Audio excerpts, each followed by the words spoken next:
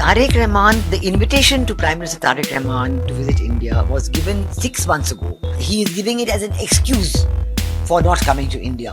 ভারতের সাবেক কূটনীতিক বিনা সিকরি বলেছেন, প্রধানমন্ত্রী তারেক রহমানের ভারত সফরের সঙ্গে শেখ হাসিনার প্রত্যর্পণকে যুক্ত করা রূঢ় ও অহংকারী অবস্থান। তার দাবি, প্রত্যর্পণ একটি আইনি প্রক্রিয়া, এর সঙ্গে দ্বিপক্ষীয় সফরকে জুড়ে দেওয়া কূটনৈতিকভাবে অনুপযুক্ত। ভারতীয় বার্তা সংস্থা এএনআই-কে দেওয়া সাক্ষাৎকারে সিকরি বলেন, শেখ হাসিনার প্রত্যর্পণ নিয়ে আলোচনা চলতে পারে, কিন্তু এটি শেষ পর্যন্ত আইনি প্রক্রিয়াতেই নিষ্পত্তি হবে। এই প্রক্রিয়া শেষ হতে কয়েক বছরও সময় লাগতে পারে বলে মন্তব্য করেন তিনি।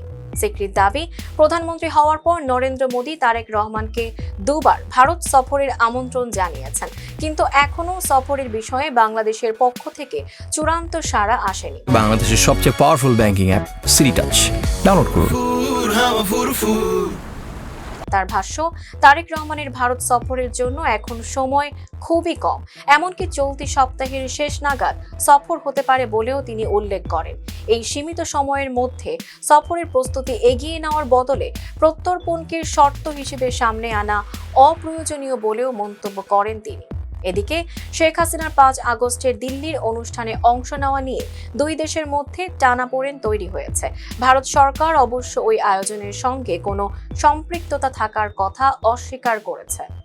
Tanjiba Nowrin, face the people.